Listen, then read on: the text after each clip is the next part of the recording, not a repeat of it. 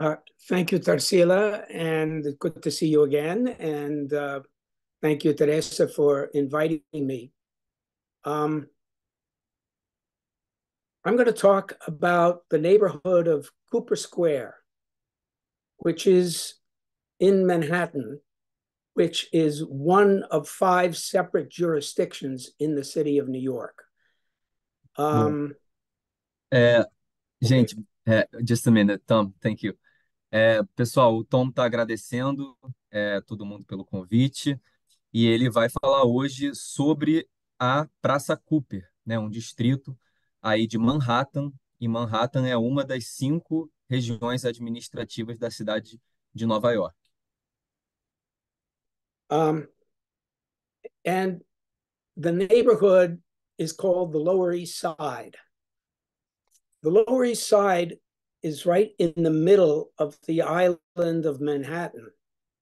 To the north is the wealthiest neighborhood in the world, in the city and in the world. The Upper East Side, where rich people from all over the world own apartments and houses.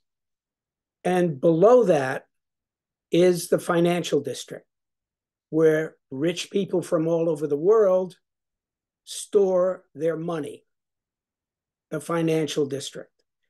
And right in the middle is the old working class neighborhood called the Lower East Side. Então, gente, para contextualizar, esse lugar, que é a Praça de Cooper, fica num bairro chamado Lower East Side, que em português seria a parte inferior leste da cidade. E aí o Tom está explicando que logo em cima desse bairro, do Lower East Side, você tem o bairro mais rico de Nova York e provavelmente o bairro mais rico do mundo, né? Que é um bairro onde muitas pessoas com muito poder aquisitivo moram ali na cidade. E embaixo de Lower East Side, embaixo do bairro onde fica Cooper Square, você tem o distrito financeiro de Nova York, que é onde as pessoas, os ricos do mundo, né, as pessoas mais ricas do mundo, guardam o seu dinheiro. E entre esses dois bairros, é, muito elitistas, você tem um bairro que é tradicionalmente ocupado pela classe trabalhadora de Nova York, que é esse bairro de Lower East Side, onde fica a Praça Cooper. Um, Historically, this neighborhood has been a neighborhood of immigrants from all over the world, working class immigrants. And it's multi ethnic because uh, there were a lot of um, there was a lot of vacant land in the neighborhood. Many public housing projects were built in the Lower East Side, and they remain today. So it remains one of the poorest neighborhoods in Manhattan and in the city of New York and in the entire metropolitan region. However, it is being gentrified slowly but surely. And that is one of the problems that led to the Cooper Square story. Então, gente, historicamente, esse bairro ele é ocupado por famílias de trabalhadores, especialmente imigrantes trabalhadores que vieram morar em Nova York. É um bairro multiétnico, você tem pessoas de diferentes origens étnicas morando nesse bairro. E aí é um bairro que também teve, ao longo da história, muitos projetos habitacionais públicos, muitos empreendimentos de habitação. Sempre foi considerado um dos bairros mais pobres de Nova York, e de toda a região metropolitana. Mas, recentemente, nos últimos tempos, é um bairro que vem sofrendo um processo de gentrificação muito forte. E é esse processo de gentrificação que levou à história de Cooper Square. And one important historical fact is really helps to explain this history. This was the center for radical organizing for the last 100 years. it was the center of the Communist Party, the Socialist Party, when those parties were large and active. It was where the feminist movement was born 40 years ago. It was the site of many unions, union offices, the most important unions, the International Lady Garment Workers Union, because there are a lot of small factories. We call them sweatshops in the Lower East Side. Então, um fato histórico importante é que esse bairro ele foi tradicionalmente o centro do que o Tom está chamando de planejamento radical, né, onde tinha a sede do Partido Comunista, do Partido Socialista, num momento em que eles eram muito atuantes. Foi onde nasceu o movimento feminista em Nova York, e é um bairro também onde tinha muitos sindicatos, né, especialmente sindicatos de trabalhadores de fábricas, né, porque o próprio bairro tinha algumas fábricas pequenas, como vocês estão vendo aqui nas fotos, fábricas de tecido. Então, é um bairro que foi muito usado, né, habitado por esses grupos mais radicais de planejamento e comunistas, feministas, e isso até hoje a gente enxerga um pouco. And so, as Manhattan developed in the north and in the south, it created it raised potential land values in the center, in the Lower East Side. So it became a target for real estate development. And the city at that time in the 1960s was using federal government and state government and city government money to buy up places where, or condemn, using eminent domain, condemn lands, buildings that were occupied by working people, poor people. And that's what led the Cooper Square area to be a target for urban renewal. The government, local government, wanted to remove and demolish all of the housing and turn it over to real estate developers to develop middle class and upper class housing. Bom, então, a partir dos anos 60, o bairro começa a sofrer um processo de valorização imobiliária, né, de aumento do valor da terra, e começa a ser alvo é, de, da especulação imobiliária, né, de especuladores, de investidores ali na região. E aí você tinha projetos governamentais em que o dinheiro público passou a ser usado para comprar terrenos e também para desapropriar terrenos que eram ocupados por famílias de trabalhadores pobres, para destinar esses terrenos e prédios para incorporadores desenvolverem os seus projetos.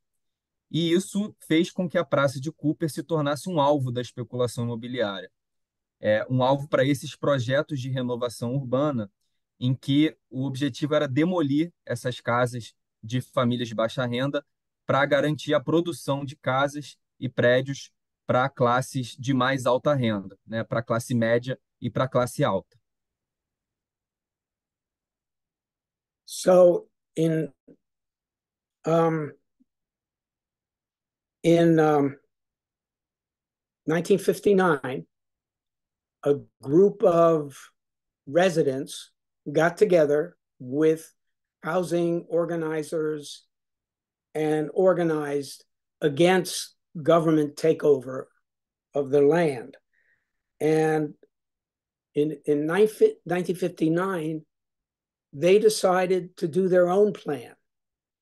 This was the first neighborhood in New York City that it took them 2 years to do a plan for their own neighborhood. And many meetings, many discussions, a great deal of research went into it.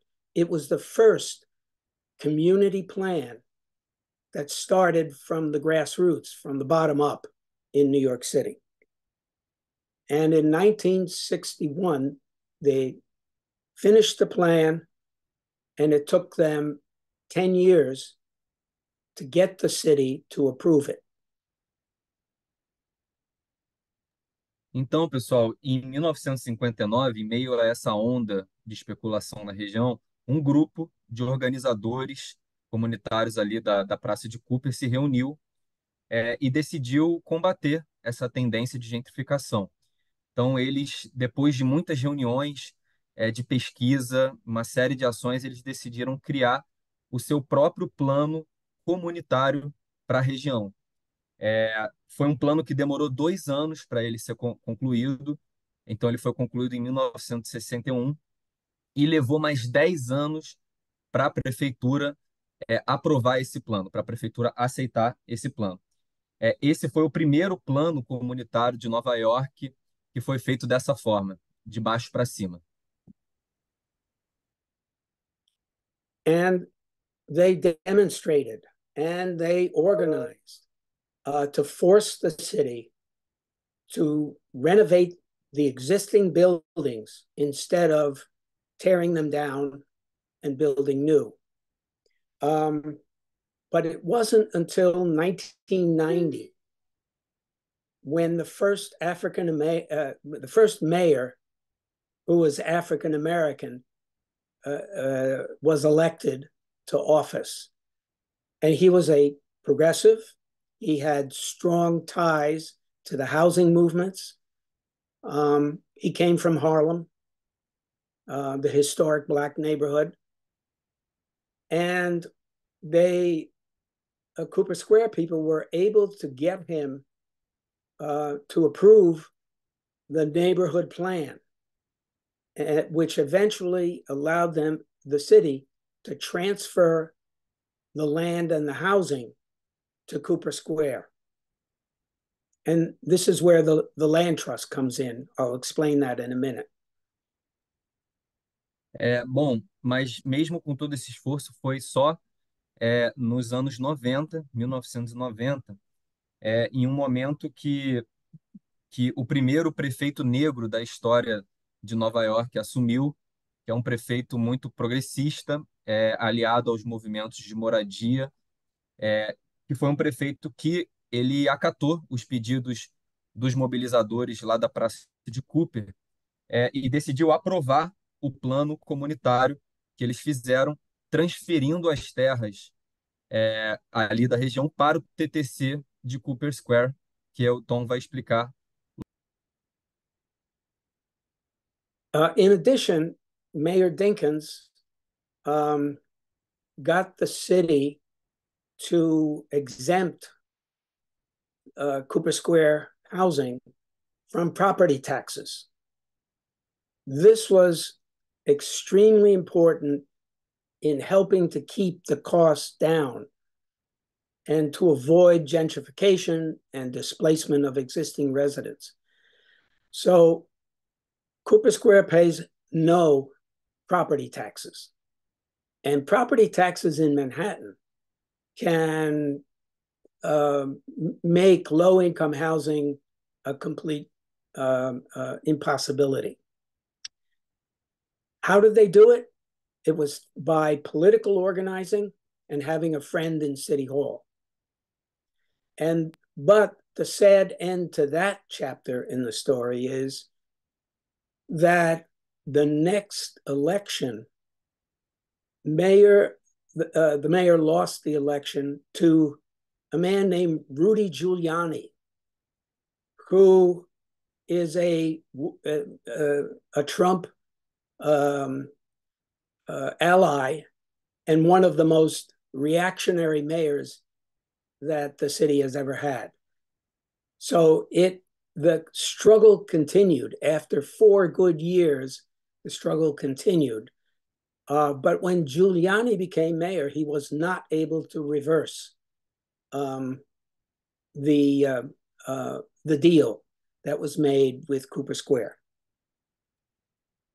Bom, então uma medida muito importante que esse prefeito Dickens tomou, esse primeiro prefeito negro de Nova York, foi ele tirou os impostos sobre a propriedade da região da Praça de Cooper. E essa medida foi fundamental para manter os custos da moradia baixos e permitir, então, que seja de fato uma moradia para pessoas de baixa renda, evitando aí a gentrificação e a especulação.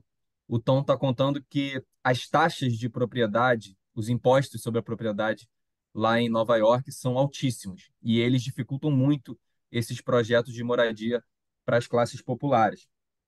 E como é que os mobilizadores de Cooper Square conseguiram isso? Eles tiveram uma organização política muito grande e eles tiveram um aliado na prefeitura. Eles aproveitaram o momento político que tinha um prefeito progressista atento a essas causas habitacionais e usaram desse momento para reivindicar suas demandas.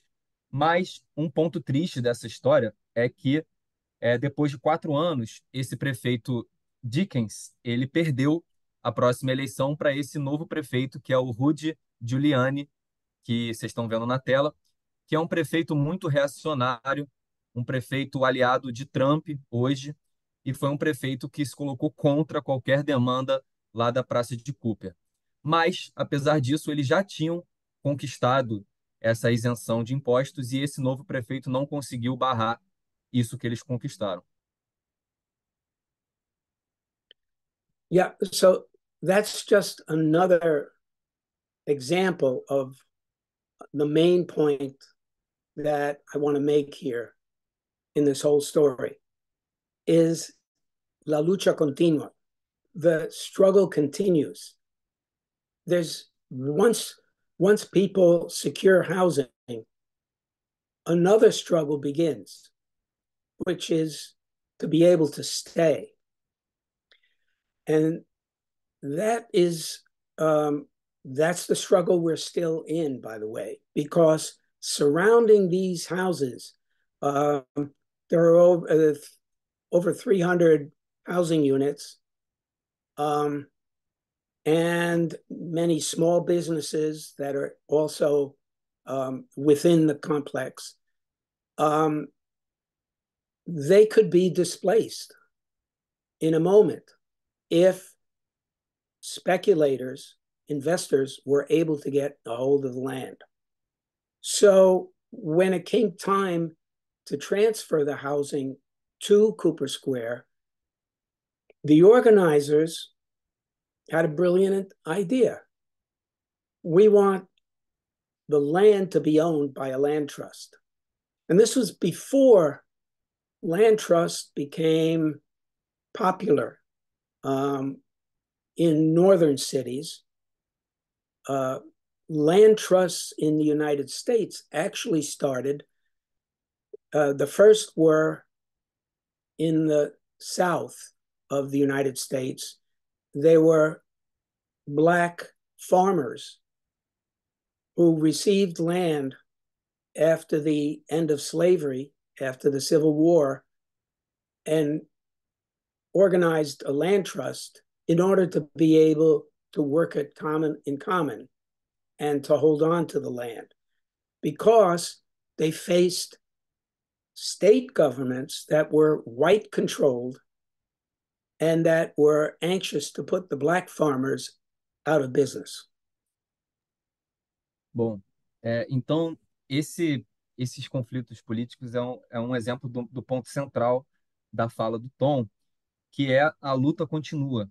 Sempre depois de uma conquista, você tem uma nova luta para ser travada. Então, depois que eles conquistaram o direito à moradia, eles conseguiram as casas, os apartamentos, eles tiveram que lutar pelo direito de permanecer naquele local.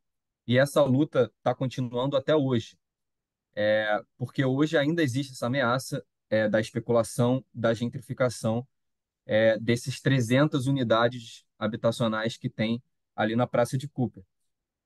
Então, uma vez que as terras estavam sendo transferidas pela prefeitura, os organizadores da Praça de Cooper tiveram uma ideia genial, que foi eles decidiram criar um termo territorial coletivo. Eles criaram o TTC com a finalidade de receber essas terras. E isso foi num momento em que os TTCs eram muito desconhecidos nas cidades do norte dos Estados Unidos.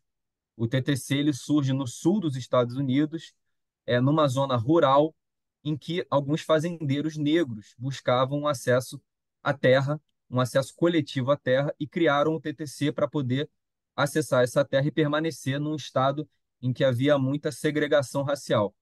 Então, mesmo no momento em que o TTC era muito desconhecido nas cidades do norte dos Estados Unidos, eles decidiram criar esse instrumento e permitir que as terras passassem não para um morador em si, não para os moradores diretamente, mas sim para o TTC.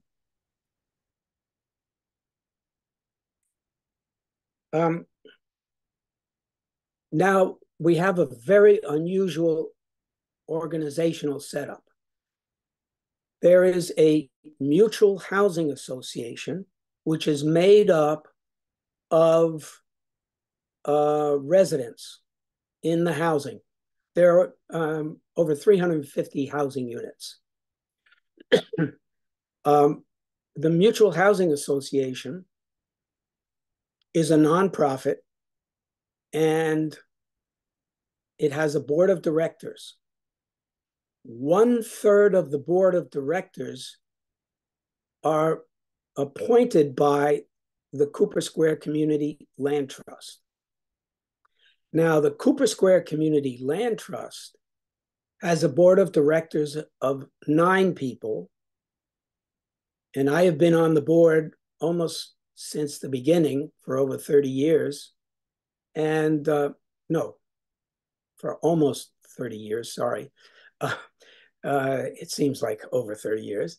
I've been on the board of the CLT, but we appoint 1/3 of the board members to the housing co-op. And 1/3 of our board members must be residents of the housing co-op. So the two organizations are intertwined, independent, but also dependent on each other. I don't think there's another land trust in the world that has a setup like this. It was invented by the founders, and it partially responds to some of the curious characteristics of New York City and New York State law. But they're two separate organizations, and the benefit has been that it helps to restrain a tendency that we see in many co-ops, whether they're low-income co-ops or high-income co-ops, which is a tendency towards minority control. And so the land trust has no ownership of the buildings, but it owns the land. So any of the residents who want to try to gain control have to go through the land trust. And in a minute, I'll explain to you, because some residents have tried that. Então, o Tom está explicando que eles criaram uma segunda organização que chama Mutual Housing Association, que é uma associação de moradia mútua, que é uma cooperativa habitacional. E o objetivo dessa organização é ser dona dos prédios lá da Praça de Cooper.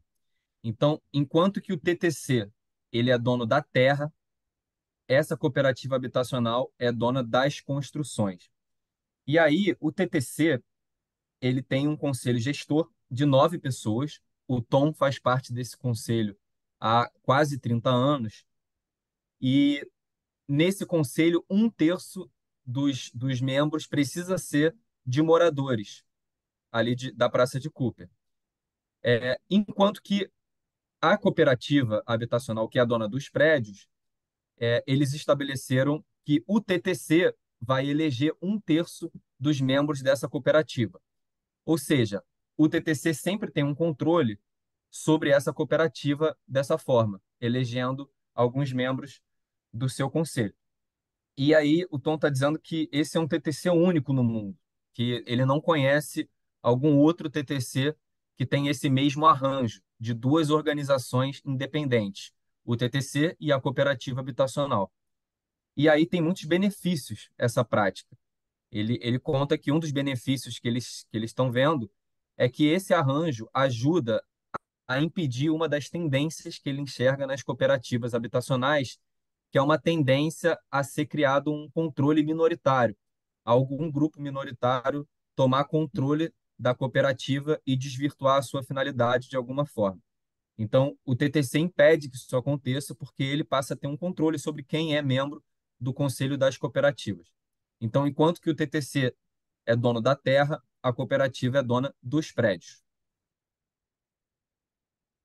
And so we are we are celebrating our 30th anniversary, the land trust. And it is still a work in progress. I say this because now everybody wants to organize a land trust. And you just can't snap your fingers and have a land trust. It's easy to create the legal entity, but you have to have the land. I have people coming to me from all neighborhoods all over New York City and outside of the city, from all over the United States. We want to start a land trust. And my first question is, do you have land? Do you have the land? Well, no, you have to have land first. So this struggle for housing was also a struggle for land. And that is the historic lesson that we have to learn. And I want to end by saying, too, that over the last decade, there has been an incredible rediscovery of the colonial character of land ownership. In the United States, which was a colony, taken from Native Americans, Indian tribes, stolen from them, and integrated into a legal system based on private property and the right to own private property. And for the first 150 years of the United States existence, only white males could own property. So, or I should say, only white males owning property were protected by the United States Constitution. And so the newly resurgent growth of interest among housing activists and in the left of settler colonial nations like the United States, like Brazil, like most of Latin America, is reawakening interest in other forms of land tenure besides private property. And so, to me, that is the biggest advance of Cooper Square. It shows that it can be done, it has been done, but it's really only the beginning.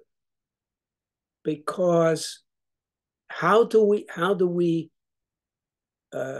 take back the land from real estate investors, from government working for real estate investors, and return it to the commons? And that is, to me, one of the greatest lessons people can learn from CLTs. Now, just a final note. Oh, okay. Why don't you go ahead Yeah, and translate that? let me get that, and then you Okay. do your final note. Thank you. Então, bom, o TTC da Praça de Cooper está celebrando aí o seu 30º aniversário, e aí o Tom está falando que para ele é um trabalho em curso ainda, é um trabalho que ainda está sendo desenvolvido. Hoje em dia, o interesse no TTC é muito grande nos Estados Unidos, todo mundo quer fazer um TTC, mas fazer o TTC não é fácil. Pode até ser fácil criar a estrutura legal, criar essa entidade legal do TTC. Mas e a terra? Né? Ele pergunta. Sempre que alguém pergunta para ele e fala, quero fazer um TTC, ele sempre pergunta, mas você tem terra? Você tem o acesso à terra? Então, para fazer um TTC precisa da terra. Não adianta só ter a estrutura, só ter essa entidade. E a luta pela terra, a luta pela moradia, que ele está contando, é equivalente à luta pela terra, no caso de Cooper. Não dá para você conquistar a moradia sem reivindicar a luta pela terra. E na última década, nos Estados Unidos, eles estão refletindo cada vez mais sobre a colonialidade nas formas de apropriação da terra. Ou seja, nos Estados Unidos, a terra, antes de chegarem os europeus, era das populações indígenas originárias, e essa terra foi roubada pelos europeus, né, de forma violenta, foi usurpada dessas populações e transformada em propriedade privada. Né? A propriedade privada foi imposta àquela população, àquele território. E ao longo de boa parte da história dos Estados Unidos, apenas homens brancos proprietários de terras tinham a sua propriedade respeitada e protegida. Então, outras populações, população negra, população indígena, não tinham o direito de ter a sua propriedade protegida pelo governo americano.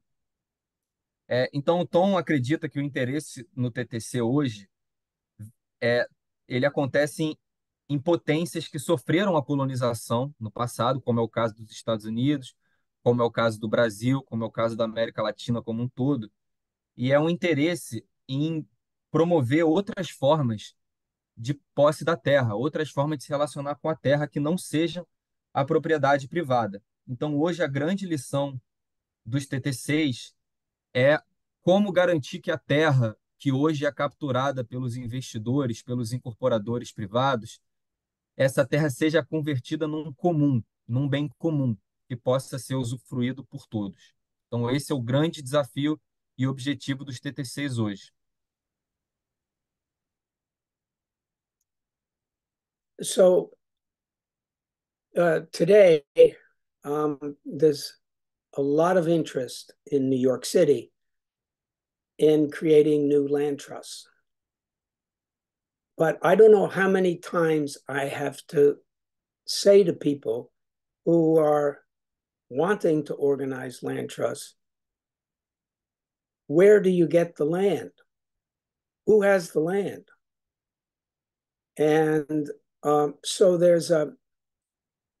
yes, the New York City Community Land Initiative is something we started shortly after the Cooper Square um, uh, story started, and it's citywide. And there are many, all of those little blocks there show organizations that are organizing land trusts. And as I said, the most common conversation I have with people from these organizations is, do you have the land yet? Do you have ownership of the land? And almost always, the only people that have ownership of land are low income, low and moderate income housing developers. So almost all of these are housing, for housing. But we have a rich history in New York City, and there's a rich history throughout the United States of open space that's owned communally. and community gardens in New York City.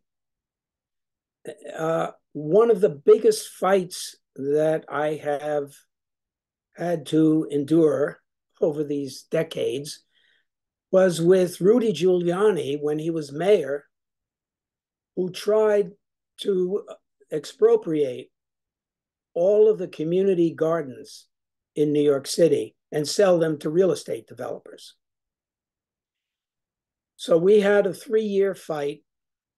We went to court, and I'm happy to say that we were able to save most of the community gardens. And these community gardens were, many of them, located in low-income communities of color on land that had been abandoned by private owners and by public owners as well. So they too are part of the community of land trusts.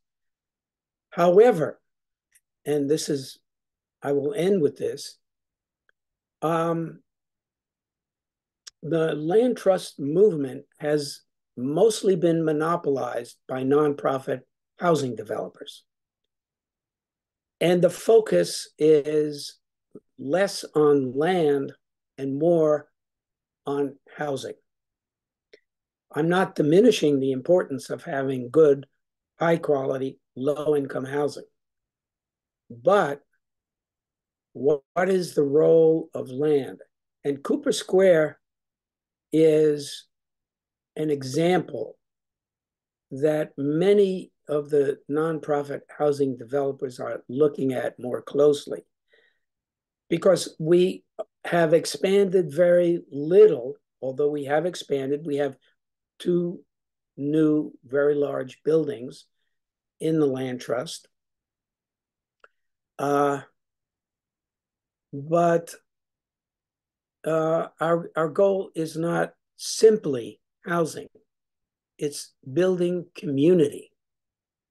Community requires housing, but it requires everything else that makes up for community solidarity and the quality of life in communities. So I think I'll end with that. This is a discussion that goes on in the Community Land Initiative. It's citywide.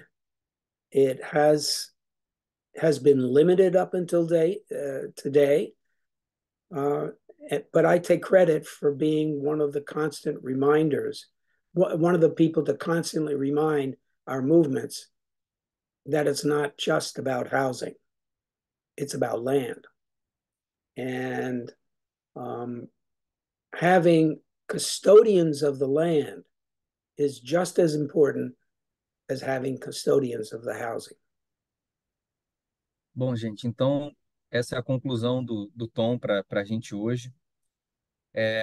Hoje, nos Estados Unidos, você tem um interesse crescente nos TTCs. Muita gente busca o Tom para perguntar, para dizer que quer criar um TTC. Ele sempre pergunta a questão da terra. Como acessar a terra? Onde você vai conseguir a terra? E ele percebeu ao longo do tempo que as únicas pessoas que têm a terra são desenvolvedores habitacionais, né, incorporadores habitacionais voltados para baixa renda. E isso faz ele refletir que hoje o movimento global do TTC ele está muito focado na moradia e não na terra, necessariamente. Então, você tem uma participação muito forte de organizações sem fins lucrativos, de organizações voltadas para a construção de unidades habitacionais, né? Então, TTCs muito focados na moradia, mas ele se pergunta, mas e outros aspectos da comunidade, né? Ele defende que o TTC olhe para além da questão da moradia, da casa, da existência de uma casa. Então, ele defende que o objetivo hoje do TTC não deve ser só a moradia, mas sim construir comunidades, né? Comunidades que tenham espaços comuns, espaços compartilhados, e que assim consigam construir redes de solidariedade, redes de confiança entre moradores.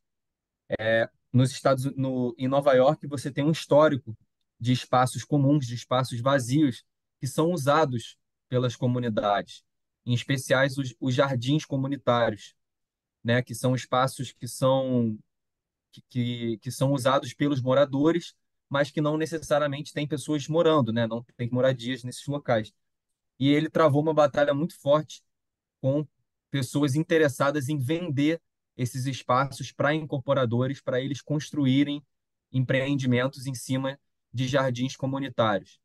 E ele ficou muito feliz de ter sido vitorioso nessa batalha e ter conseguido que boa parte dos jardins comunitários de Nova York permanecessem lá e pudessem ser usufruídos pela comunidade. Então, a grande lição que ele traz é que o TTC não deve ser só sobre moradia, mas deve ser também sobre a terra, garantir formas de acessar e se relacionar com a terra e garantir esses espaços comuns que ajudam na construção de uma comunidade.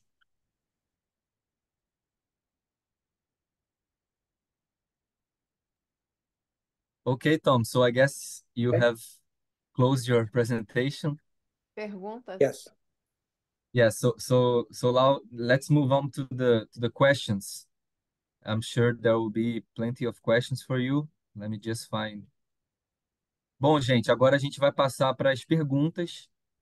Queria perguntar se queria, enfim, deixar à vontade quem quiser fazer pergunta para o Tom, pode escrever aqui no chat, pode falar diretamente com ele, eu traduzo, o que vocês preferirem. Ele vai ter um tempinho para responder a gente.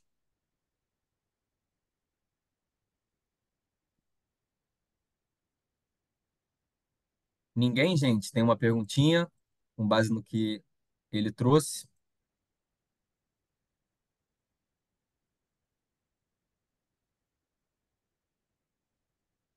Opa, Stael levantou a mão, acho que a gente pode passar para ela para fazer uma pergunta direta, né, Stael? Fica à vontade para abrir seu microfone.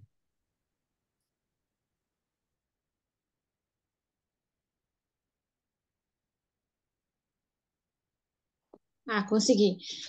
Traduz para mim aí, Felipe. Eu vejo falar no termo coletivo em terras de propriedades privadas. E quando, por exemplo, uma comunidade já conseguiu o uso da terra e não vou dizer associações de moradores, mas os sucessores vão mudando essa função, vendendo, e no caso aqui, né, seria o ITERJ, vai ficando sem direito a isso. Como é resolvido essas questões jurídicas de pessoas que vendem sem ter direito de vender as propriedades?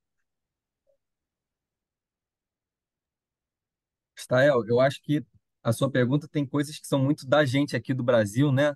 Eu vou tentar responder um pouco, aí depois eu passo para ele para ver se ele também tem esses exemplos, né, de pessoas que vendem e tudo mais.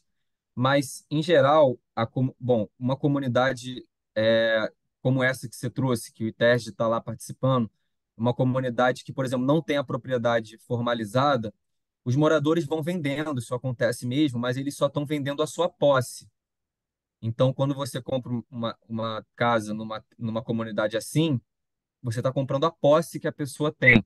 E não tem nada de errado nisso, mas para a comunidade ser mais resguardada e ter direitos plenos sobre a terra, ela precisa se regularizar. E o ITERJ é um órgão que se regulariza essas comunidades aqui no nosso estado. Então, ele precisa fazer uma regularização fundiária para garantir todo mundo o documento da sua casa certinho e essas transações depois acontecem dentro, né, do que a gente, numa situação mais formal. Mas é isso, eu acho que nesse caso o Tom não teria muito a dizer para você, porque eu acho que é uma pergunta muito daqui, né, do Rio. Mas é mais ou menos assim. Espero que eu tenha respondido, Stael. Qualquer outra coisa a gente pode seguir conversando. So, Felipe, tem algumas perguntas no chat também, tá? Que tá, pode tô passar. olhando, Teresa, obrigado. So, Tom, she, she had a question that is very locally here, so I took the opportunity to answer. But we have a few questions in the chat. Maybe I can read a couple of questions and then you do a bunch in a row. Is that okay? Sure, sure. So First of all, Go ahead. Alice asks, how was the land in Cooper Square acquired? How did you guys manage to acquire the land in Cooper Square? And then we have another question that says, if there are situations in which families or residents, they abdicate their property, their private property, in favor of a CLT. They give away their own private property to form a CLT, if there's any situations about that. We also have a question by Tarsila that she would like you to comment on the community organizing issue. How is the mobilization of the residents surrounding the CLT? How do you manage to engage residents in this subject? And a final question that about Maureen. She asks, she says that it was very interesting to hear you. She didn't know a lot about Cooper Square, but she would like to know about how the cooperative or the land trust interacts with the city government today. So it was Okay. 4 questions. If you want, I can repeat one of them, but feel free to answer in any order. Okay, I've got it. Okay, how was the land acquired? That was the result of the decades of organizing. The city, people worked for over 10 years to develop their own plan and to get the city to formally accept the plan. But then the city had to agree to transfer the land because at that point, the land was all owned by the city. The private owners had left the city. Maybe that was a missing point I should have made. That in the 1960s and 70s, there was massive abandonment of low-income neighborhoods by developers and landowners. It was because of speculation. It was because poor people were living in these neighborhoods where the land, the potential earnings on the land could only be realized if you got rid of the poor people. Okay, so so how do they get the land? By default, they wound up living in housing that the owners had abandoned. And when owners abandon housing, the city becomes the de facto owner, although it doesn't really own the land. They become the landlords. So the organizers, right from the start, were fighting the city to improve housing conditions. And the city didn't do it because the city's priority has always been to promote new real estate development. So the city's strategy has always been, if there's housing that's deteriorating, let it deteriorate and fall down and fall into city ownership, and then the city will sell it to a private developer. So that's what was happening. And the city still does it today. And that's a structural problem.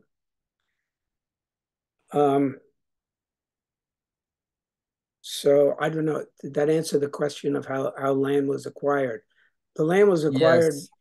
because people organized to Let force me the just, city, yeah. yeah, Can I to translate give this them the real quick land. and then you go? Yeah. Yeah. Então, Alice, como que a terra foi conquistada, né? Foi depois de décadas de mobilização comunitária em que eles tiveram que convencer a prefeitura a transferir essas terras para a comunidade. A terra, naquela época, pertencia à prefeitura já. Por quê? Porque naquele contexto estava tendo um processo de abandono em massa dos prédios ali daquela região. E isso acontecia por causa da especulação, porque os donos desses prédios preferiam deixar as construções se deteriorarem para a prefeitura ir lá e comprar esses prédios e aí transferir os prédios para especuladores, para investidores. Então, era preciso tirar os pobres daquela região e a prefeitura era um agente muito forte nesse processo. Então, os moradores, depois de muito tempo de mobilização e pressão, conseguiram convencer a prefeitura a transferir essa terra não para um especulador, mas sim para a própria comunidade. And that the transfer was done during the Dinkins administration, the administration of the African American mayor, the first African American mayor in New York City. E essa transferência aconteceu durante a gestão do prefeito Dickens, que é o primeiro prefeito negro dos Estados Unidos da história. Who we helped to elect, by the way. We E organized que in eles that ajudaram campaign. a eleger.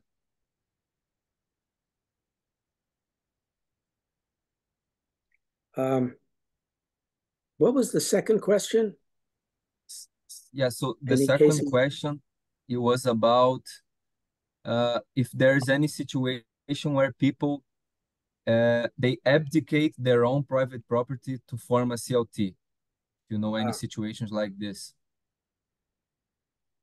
Yes. The case that I mentioned of Black farmers in the South of the United States, African Americans, basically ceded their property to the land trust that they created.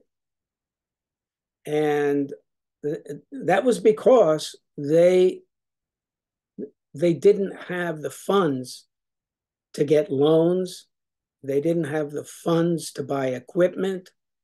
But if they pooled their properties, they had a better chance at access, and also a better chance of access to government funds, which they were owed and never paid. So yeah, there are cases. There are cases in even wealthier communities where people own small pieces of land that they had no interest in building on. They already had housing. These are wealthier communities. So they donate the land, put it into a land trust. I have to constantly remind my activists, land trusts are not a socialist idea. They're not even a radical idea, unless you make them socialist and radical. Land trusts were invented by rich people in the United States as a way of preserving land so that middle class and poor people would not move in and live near their estates. These are, large, very large parks that are placed in trust by wealthy folks. So I have to constantly remind it, it's not socially beneficial unless you make it socially beneficial, unless it's part of a social struggle for people who don't have land and who need permanence and who need to have housing that they won't lose. Thank you, Tom. Então, existem sim situações em que as pessoas cedem a sua propriedade para TTCs. Isso aconteceu no sul dos Estados Unidos, no exemplo que ele deu do primeiro TTC, em que os próprios fazendeiros negros cederam as suas terras para o TTC, e isso ajudou a eles acessarem empréstimos, fundos governamentais e terem mais condições de permanecer na terra. E aí o Tom alerta que os TTCs não são uma solução radical ou uma solução socialista. Eles são, Felipe, sim. Felipe, ele Oi. estava falando de land trust, não community land trust. Community land trust foi um uso de, de movimentos populares do land trust, uma aplicação de fato de uso social. O que a gente está chamando de TTC no Brasil é o community land trust, que é diferente de um land trust, que é só quando a terra ela é protegida. E essa proteção da terra, como ele falou, pode ser para o positivo, né, para o popular, e pode ser também para exclusão. Então, é Perfeito. só para deixar claro, o que a gente está chamando de TTC no Brasil é esse foco na moradia popular. Mas pode continuar, Beleza. mas só para deixar isso um pouco mais claro. Sim, eu acho que é isso. É um pouco difícil da gente entender porque a gente não tem essa figura no Brasil, do trust, né? Isso é muito dos Estados Unidos, mas não necessariamente o trust é uma coisa positiva. Em geral, os trusts são de pessoas ricas, que criam os trusts para continuar excluindo. Mas o TTC é uma apropriação desse trust, né? Para a finalidade social, que é de moradia de baixa renda. Então, acho que é isso. E também ele também fala de alguns casos em bairros mais ricos, em que algumas pessoas cedem parte das suas propriedades, doam parte das suas propriedades para um TTC. Isso também acontece nos Estados Unidos. Algumas famílias, proprietários de terras, que doam uma parte das suas propriedades que não estão usando para um TTC ser formado e poder atuar. That's it, Tom. Thank you. Should we go to the third question? Okay. It's about community, Priscilla's community question organizing. about Yes. community organizing. Well, I urge you to watch the movie that Teresa has a copy of about Cooper Square and the woman who led the struggle for 50 years. Um, and she would always say, it takes organizing. Yes, there she is, Fran Golden, a fantastic organizer. She started out as a housing organizer. She was in the Communist Party back in the 30s when the party was very active in the neighborhood and in the city and in the nation as well. And she left the party to work in Cooper Square, and she built it. The movie shows how the strategy was very intimately connected to the day-to-day lives of people. She would always say, if there's no dancing, we're not meeting. We use there she is, incredible organizer.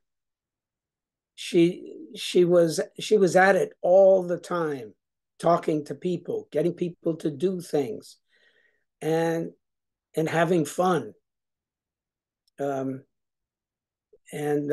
she loved to dance. She loved to speak. She loved everything she did, and so she demonstrated the importance of good, smart leadership. She had also had connections to other neighborhoods and other organizers and the citywide movement. I remember being on multiple demonstrations for the right to housing with Fran, and in her neighborhood as well as in Harlem, in other neighborhoods. So it couldn't be done without radical organizing. If you have a lot of money, you can hire people to get take all of the legal steps that you have to take. but the community didn't have a lot of money. And so you're left with organizing, and you got to be good at it. And she was an expert. Thanks, Tom. Então, em relação à pergunta da mobilização comunitária, ele traz o exemplo dessa grande ativista que foi muito central para a história do Cooper Square, que foi a Fran Golden, essa que vocês viram na foto, e ela defendia muito uma mobilização comunitária do dia a dia, tá sempre com as pessoas conversando, criando encontros. Ele comenta que ela, por exemplo, gostava muito de dançar, então toda reunião tinha que ter um momento para dança. Então você ter estratégias assim lúdicas, brincadeiras, espaços de convívio e festas assim foi muito importante. Como esse TTC não tinha dinheiro, né, a comunidade não tinha dinheiro para pagar pessoas ou empresas para fazerem o processo, eles tiveram que fazer por conta própria, através de quê? De organização comunitária. E para isso você precisa ter pessoas envolvidas, pessoas dedicadas e pessoas que têm essa vocação, né? A vocação de serem organizadoras comunitárias, mobilizadoras. E ele conta que essa pessoa, que é a Fran Golden, era uma expert nisso. Ela era uma profissional e gostava muito de fazer essa mobilização. E isso foi fundamental lá para a história da Praça de Cooper. So, Tom, the final question is real quick. If you can tell a little bit about how the land trust or the cooperative they interact with the government, the city government today. But maybe we can do this real quick because we have one person that wants to make a question for you to speak. And if we have time to close this in this way, is that okay? Sure. Well, quickly, Cooper Square could not have achieved what it did without having cooperation from government. But it took 50 years of organizing to get the city to step up and do what it had to do. It took Mayor Dinkins winning the election to move things along and to transfer the land and the buildings to Cooper Square. So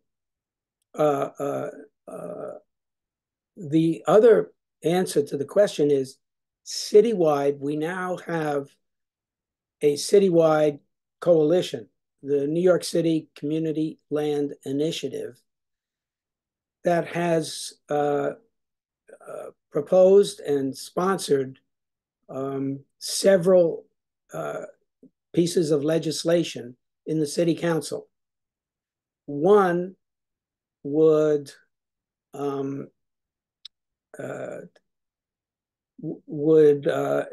incentivize the city, would make the city responsible for handing over abandoned land to land trusts as a priority. Because right now, what they do is put it up for private auction. And who buys it at private auction? Real estate developers. We want them to give preference to land trusts. That's a proposal. That's one among 5 pieces of legislation. Another one is to give preference to tenants in multifamily buildings to buy buildings that are being put up for sale instead of transferring them to another private developer. So these are uphill battles, but we have more support in the city council. Now, after 25 years, there's more support in the city council. These proposals are being taken more seriously. But I have to say, it's being taken more seriously by members of the city council who are primarily women of color, who are pushing this legislation, and there's still not enough support to have the legislation pass. Ok. Bom, então, em relação a essa relação com a prefeitura, ele fala que uma das coisas fundamentais foi a criação de uma coalizão chamada a Iniciativa Comunitária de Terras de Nova York, que é uma coalizão que defende e atua politicamente para facilitar essas iniciativas como o TT6 de controle comunitário da terra.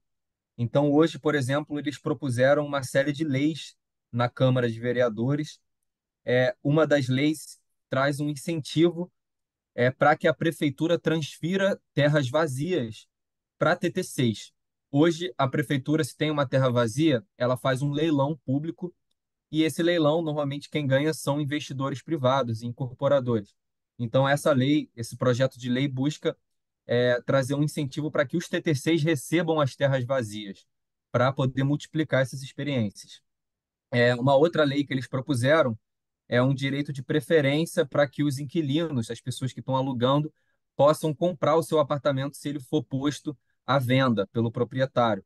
Que eles tenham essa preferência, e não que esse proprietário venda para outro incorporador, para outro proprietário. Então, e aí ele conta que boa parte dessas propostas está sendo encabeçada por mulheres negras e latinas nos Estados Unidos, que estão liderando essas iniciativas de fomento aos TT6 e fomento às terras comunitárias nos Estados Unidos. Mas ainda falta um apoio político mais amplo de outros setores, que ainda tem muita resistência com isso.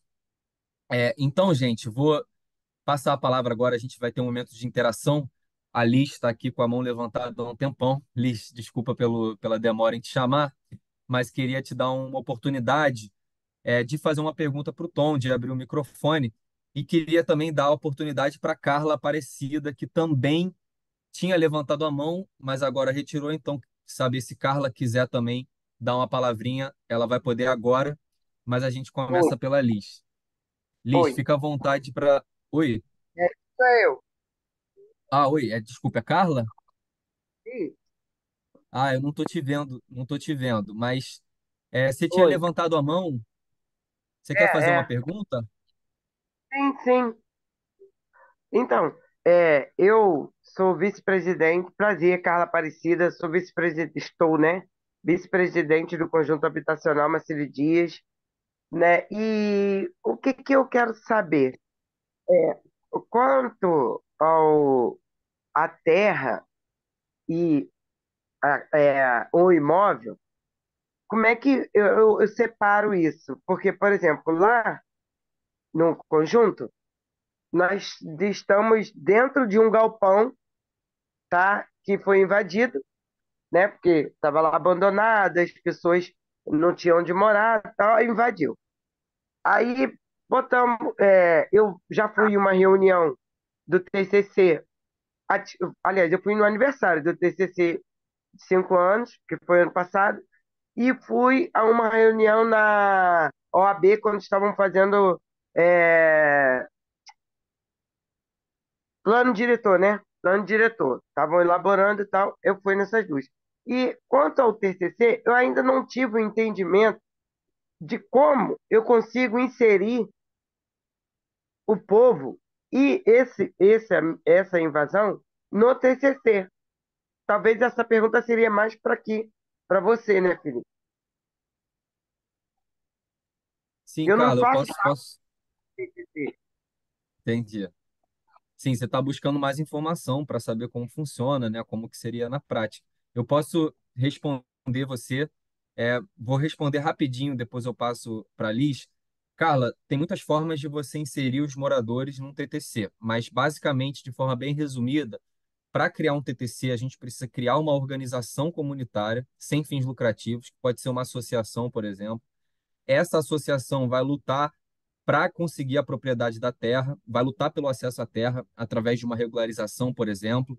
Esse galpão que foi ocupado, por exemplo, precisaria passar por um processo de regularização para que essa associação se torne dona da terra e todos os moradores vão participar dessa organização, vão controlar essa associação e todos vão ser coletivamente donos da terra por meio dessa associação. Então, é assim que a gente insere as pessoas no TTC. Precisa ter uma organização criada e precisa ter o direito à terra. Precisa que essa terra passe para as mãos da comunidade. Então, são os dois passos mais concretos. É isso, depois a gente pode conversar melhor sobre isso, mas antes eu queria passar a palavra para a Liz, para também ter uma interação aqui. Liz, fica à vontade para trazer sua pergunta. Obrigada. Oi, gente, boa noite. Obrigada, Felipe. É, não, para dizer que a pergunta da Carla também, minha primeira participação, foi ótima, foi para mim também, esclarecedora. E eu posso perguntar direto para o Tom, mas em inglês também, se você quiser, não sei. Ou Pode ser, você Liz, mas prefere que eu faça para você? Você? não, ó, você pode fazer direto para ele, mas faz primeiro em português para todo mundo Ah, ok. entender, aí você traduz. Pode ser? Pode ser. Eu gostaria, né, só de perguntá-lo por curiosidade se ele conhece algum líder comunitário de alguma favela que tenha tido sucesso com CLT, né, TTC, né? Desculpa, gente, ainda não estou acostumando com as siglas. So Tom, I'm from Pavão Pavãozinho, in Cantagalo. Nice to meet you. And it's a favela in Rio. And I would like to know if you know any leadership or community from favelas that had any contact with you or had any success regarding the CLTs. Well, I visited several favelas on different occasions in Rio and in Sao Paulo. But I don't recall having talked about land trusts. Maybe I did, but I was there mostly to learn and not to teach. Thanks. Thank you very much, Tom. I learned But a lot today. I left with the distinct impression that the concept of owning land in common could very easily apply to favelas. It's not, obviously there are different forms of tenure there, but there's no reason why a major change in government policy and in land policy couldn't place all of that land into a common a means of common ownership, cooperative or a land trust. So, and obviously there are many cooperatives that don't distinguish between ownership of land and ownership of buildings. But, you know, land trust is a sort of cooperative, but only dealing with the land. Bom, eu vou traduzir então essa resposta. O Tom, ele já visitou favelas no Rio de Janeiro, em São Paulo, mas não se lembra de falar com os moradores sobre o TTC em si. Ele conta que ele teve mais nesses espaços para aprender do que ensinar. Mas ele acredita que a ideia da propriedade coletiva, a ideia de possuir a terra coletivamente, pode muito, muito facilmente ser reproduzida nas favelas. Então, ele sente que são territórios que, apesar de terem outros regimes, podem muito bem, a partir de mudanças legais e de estruturas, usarem do TTC, né, ou usarem de formas de propriedade coletiva da terra. Vale a pena também trazer, Liz, com base na sua pergunta, que a gente tem casos de TTCs em favelas no mundo hoje. Um caso muito importante acontece em Porto Rico, que foi um TTC que foi feito numa favela aí de 2.000 pessoas, 2.000 famílias entraram nesse TTC, um conjunto de favelas. Nós temos outros casos de TTCs na Bolívia, no Quênia, também né, em espaços parecidos com favelas. E hoje, no Rio de Janeiro, a gente desenvolve esse projeto em algumas favelas aqui da cidade, justamente entendendo que é um instrumento que se adapta muito bem à forma como as favelas possuem a terra, organizam o território, né, de forma mais coletiva. Então, é isso que o Tom trouxe. Thank you very much.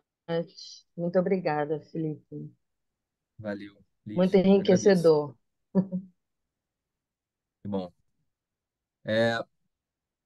Bom, gente, nós estamos aqui se aproximando aí das 9 horas. Tínhamos outros pontos na pauta aqui da plenária. Não sei se a gente dá mais tempo para pergunta ou se a gente encerra aqui com o Tom.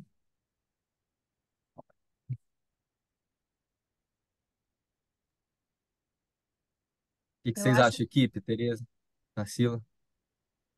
eu acho que a gente pode fazer só mais uma pergunta para o Tom, porque já está tarde Tá, lá, né? Mais por isso do que propriamente pela nossa pauta, tá, mas vamos aproveitar a presença dele e fazer mais uma pergunta, e aí a gente fala rapidamente do seminário e encerra nosso encontro.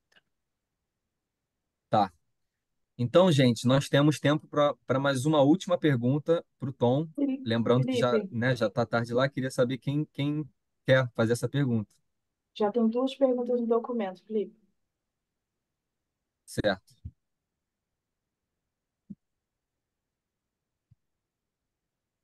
So, Tom, we are almost over tonight.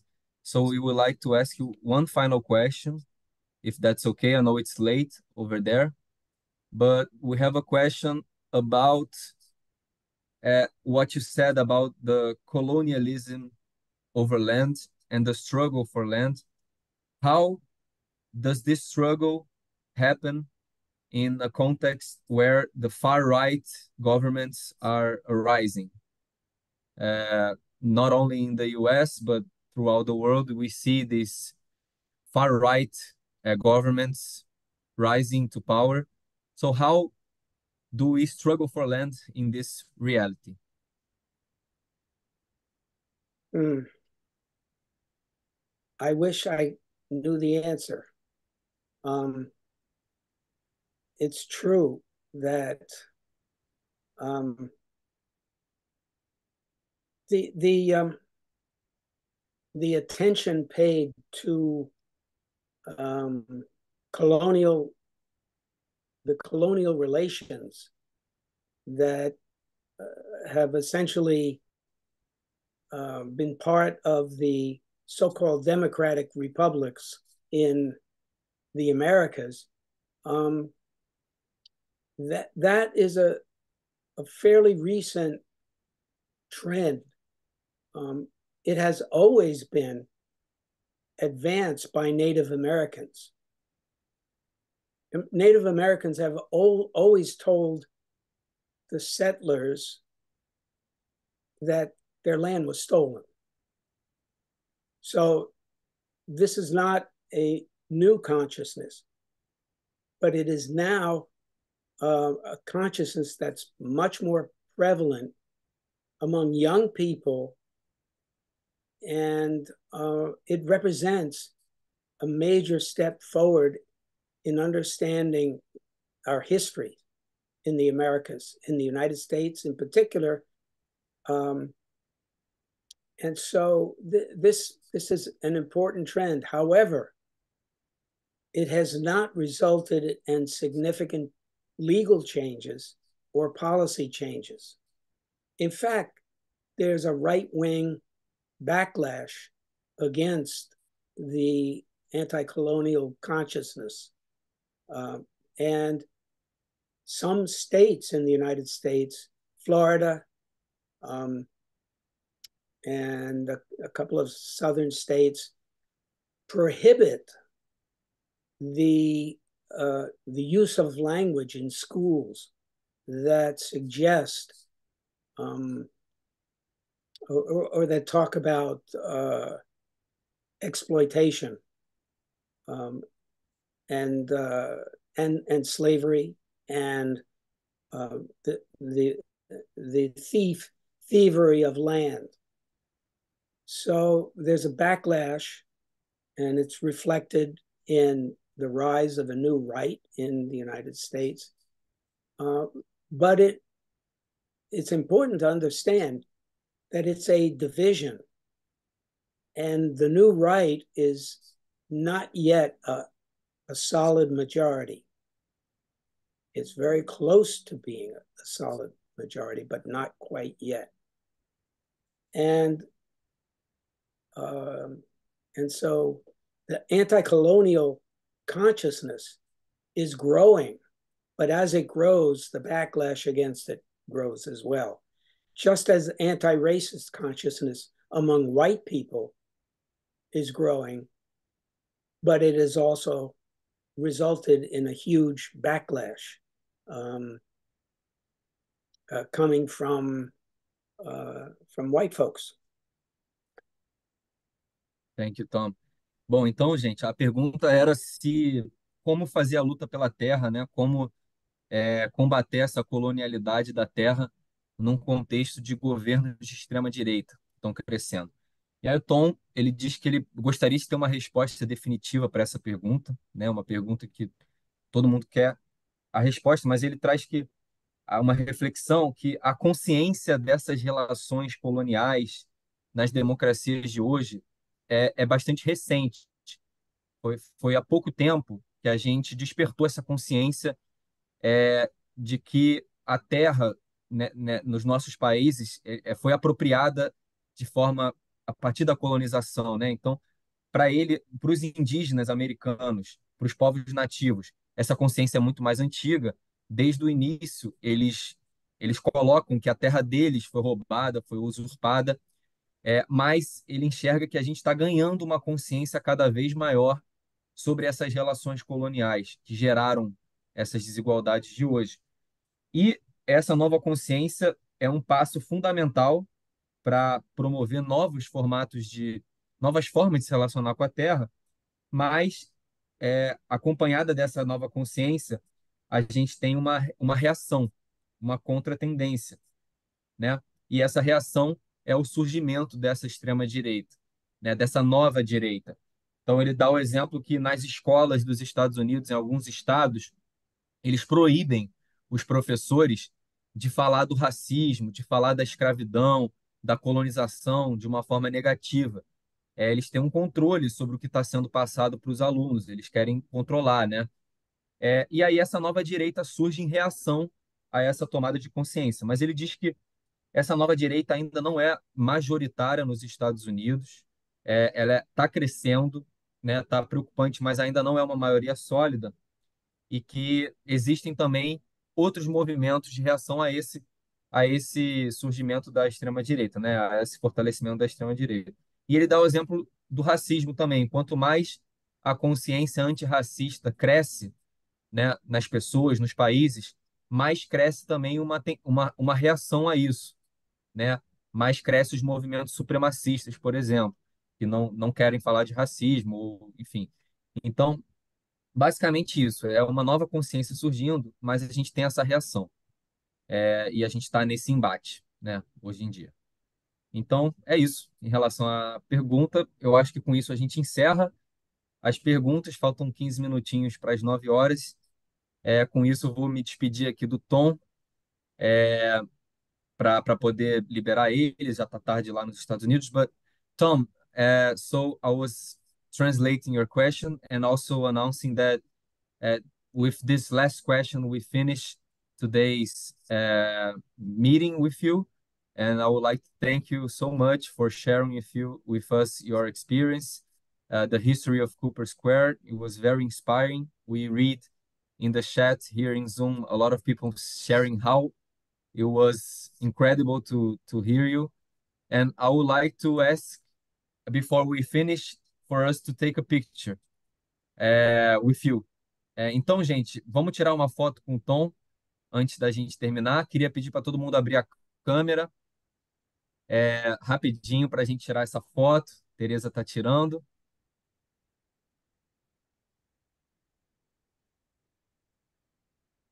É isso, pessoal. Obrigado. Lembrando que ainda teremos mais um finalzinho de reunião.